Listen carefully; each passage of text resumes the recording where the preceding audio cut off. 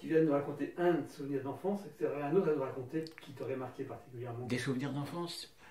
Ouais, un souvenir qui est pénible. Je me souviens, mon grand-père avait le cancer, il était très malade, cancer de la prostate, c'est dans les années 70 ou 71, quand il est décédé. Euh, il était venu coucher à la maison chez mes parents. Et ma grand-mère est allée le voir, parce qu'il pesait pratiquement 40 kilos, il était décharné, le pauvre. Et quand elle est descendu, elle pleurait, et elle a dit, regarde, Pépé a perdu son alliance. Et ça, tu vois, c'est quelque chose qui m'a toujours marqué. C'est un truc qui me revient très souvent. Je vois ma grand-mère redescendre de l'escalier avec les larmes, en voyant que mon grand-père avait perdu son alliance, et ça a été... Voilà, ça, c'est quelque chose, tu vois, j'ai des images comme ça. C'est pas forcément des histoires rigolotes, hein, mais ce sont des choses qui marquent une vie. Voilà. Qu'est-ce que ça voulait dire pour toi?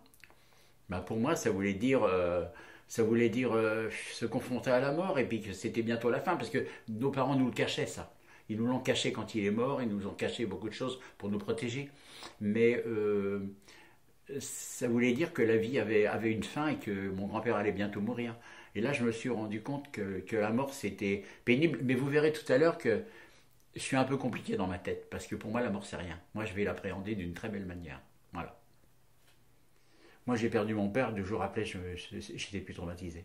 Pourtant, ça m'a foutu un coup quand j'ai appris que mon père est mort, hein. J'étais en train de vendre une voiture, et ça m'a vidé d'un coup. Tu sais, quand mon frère m'a téléphoné pour me dire notre père est mort, tu sais quoi, ça m'a fait froid du haut de la tête en bas. Jamais j'avais ressenti ça. Ça, c'est vrai que ça m'a fait un drôle d'effet. Mais je m'en suis remis très bien, très très bien, de la mort de mon père. Et quand quelqu'un meurt, souvent d'ailleurs ici, je vais dans les cimetières, je vais à l'église parce que je connais beaucoup de gens, mais je comprends la peine des autres. Mais moi, je me fais très bien à la mort des autres. Et pour moi, j'ai appris. Il faut dire que j'ai beaucoup, beaucoup lu aussi là-dessus, hein, sur la mort, hein. Il y a un auteur de livres qui a fait beaucoup de bouquins. J'avais acheté un bouquin en forme de cercueil d'ailleurs là-dessus. J'ai lu sur beaucoup de sujets. Donc sur la mort, j'ai lu. Et les derniers jours de ma mort aussi, j'ai lu plein de choses sur l'après-vie. C'est l'histoire de 17-18 grammes de l'âme, tu sais, quand les gens meurent. Et j'en ai parlé aussi avec notre curé. Et moi, la mort, je la prends très bien. Parce que quand quelqu'un est mort, on peut penser, mais après c'est fini, quoi. Ça sert à rien de se gâcher la vie, je veux dire, tu vois. Je vois déjà, tu vois, des gens, des fois, tu sais ce qui me choque? Quand les gens disent, sur Facebook ou ailleurs, ah, très bon anniversaire à mon papa qui est mort il y a 10 ans. Ben ça, je peux pas comprendre. Ça me choque, tu vois. Ça me choque vachement. Qu'on souhaite l'anniversaire à quelqu'un qui est mort, c'est fini, quoi. Il est mort à 50 ans, à 60 ans. On ne peut pas souhaiter un joyeux... Mais les gens souhaitent joyeux anniversaire à leur décédé, quoi. Je ne peux pas comprendre ça. C'est un truc qui me dépasse. Bon, je dis rien parce qu'il faut respecter. On a chacun son deuil. Ça, c'est pareil, hein. Ça reviendra aussi pareil sur la différence de chaque personne, ça. Hein. Ça me fascine aussi. Eh bien, non, quand quelqu'un est mort, pour moi, c'est terminé. J'y pense, je le respecte, ça me fait de la peine, mais je veux dire, je ne veux pas gâcher ma vie, quoi. Toute ma vie, elle repart tout de suite, presque instantanément, tu vois. C'est pour ça que le jour où la mort va arriver, je ne ferai pas d'histoire, je prendrai ça très très bien. De toute façon, il faut y aller, il faut y aller. Si je ne souffre pas, évidemment. Mais si je ne souffre pas, non, je serais pas contrarié. Je suis passé près de ça, puisqu'on m'a parlé du cancer il y a maintenant 5 ou 6 ans. Et ben, quand ils m'ont annoncé que j'avais un cancer, ça m'a pas fait peur du tout, si tu veux. Non, j'ai pris ça très très bien, j'ai pris ça comme une grippe. J'ai dit non, de toute façon, il faut faire avec, hein, voilà. Pas la peine de faire d'histoire sur Terre. On n'est rien sur Terre. L'être humain n'est rien sur Terre. L'être humain est une fourmi. L'être humain est les plus grands des regards. Regardez Monsieur Tapie en ce moment, ce qui lui arrive. Il est au bout du rouleau, le pauvre garçon. Et ben Bernard Tapie, il a été un des plus grands. Hein. Il a eu tout ce qu'il voulait, Bernard Tapie. Il a son hôtel, je sais pas s'il a, je sais pas si, je pense qu'il a encore gardé son hôtel particulier à Paris. Mais aujourd'hui, il est revenu au niveau de tous les autres. Voilà. Et ça c'est une grande expérience, Bernard Tapie. Et tous ceux qui sont partis, qui se prenaient pour des grands comptes, le PDG de Total aussi, qui est mort en avion, tu vois. Qui c'est qui est mort encore en hélicoptère il n'y a pas très longtemps, hein. Un artiste qui est mort en hélicoptère, je me souviens plus. Ah, il y a Poilane qui est mort en hélicoptère, mais il y en a un qui est mort il n'y a pas très longtemps. Ah bah si, je crois que c'est le fils de Marcel Dassault.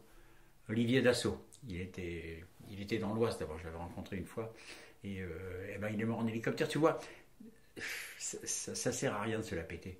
Moi, je trouve que les gens qui sont prétentieux, qui se la pètent, bah, pour moi, sont des crétins. Voilà. Si tu te la pètes, t'es un crétin. Le cœur, c'est que je regardais tout à l'heure, vous allez dire, il est fou, il vit pas que du coq à l'âne, mais c'est comme ça, ma vie. C'est ça l'hyperactif. Je regardais tout à l'heure, qu'est-ce que je regardais? Je regardais un objet en métal, je crois.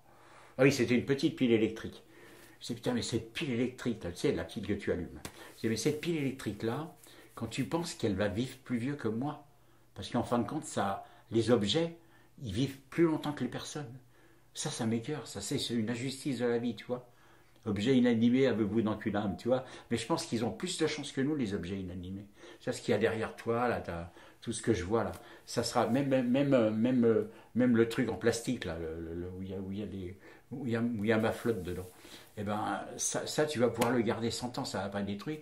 Et moi, je serai parti. Alors que je trouve pas ça juste. Il faut que s'il y a un grand là-haut, il faut qu'il refasse les choses. Ça va pas du tout. Je suis pas du tout satisfait à ce niveau-là. Il faut que nous, on aille plus longtemps que les objets. Les objets, non. On peut les recycler, les objets, est-ce que pas nous. Quoique, on peut peut-être recycler, parce que j'ai une anecdote avec le duc d'Aumale. Vous savez, j'ai fait de la radio longtemps, je vous disais tout à l'heure, dans les grandes écuries. Et il y a le château de Chantilly, qui est en prolongement des grandes écuries des chevaux. Parce que le duc d'Aumale, qui a été le dernier propriétaire du château de Chantilly, avant de le léguer à l'Institut de France, il croyait à la métempsychose. Vous savez ce que c'est, la métempsychose? Il se pensait réincarné dans son cheval. C'est la réincarnation dans les animaux, la métempsychose, ou dans les objets, je ne sais plus. Ça s'appelle la métempsychose. Et il avait construit ses écuries de manière à ce que quand il serait réincarné en cheval, il puisse voir son château. Tu vois, c'est les belles images. J'ai toujours aimé ce genre de truc. Qu'est-ce que tu aimerais transmettre dont on se souvienne? Tout de moi. Mes toiles, mes écritures, mes dessins, ce que j'écris, ce que je crée, et puis surtout mon esprit, quoi. D'avoir un bon esprit. Voilà, mon âme, elle reste, et que les gens essayent d'être bons, bienveillants les uns envers les autres. Pas d'agressivité. Quand tu croises un black, quand tu croises un musulman, quand tu croises un chinois, que tu le respectes. Quand tu croises un africain, que tu le respectes. Quand tu croises un homme, une femme, que ça soit un mec, voilà quoi. Voilà quoi. Voilà, moi, à part la pédophilie, les meurtriers en grande quantité, si tu veux, comment ça s'appelle, les meurtriers, les gens qui tuent beaucoup, là, les serial killers. Eh ben, ça, je ne respecte pas ces gens-là, parce qu'ils retirent la vie, oui. Et surtout les pédophiles, ça, il n'y a rien de pire pour moi. Des mecs comme Dutroux, par exemple, c'est des trucs qui m'exècrent. Mais moi, je veux qu'on pense de moi je veux que... Ouais, c'est marrant, parce que moi, j'ai du mal à regretter les autres. Moi, j'aimerais qu'on me regrette quand même, t'as vu, hein? C'est bizarre, hein? C'est quand même assez paradoxal, mon histoire. Je crois qu'on est tous assez paradoxaux, en fait. Je crois qu'on est tous tellement compliqués. Moi, je suis compliqué, hein.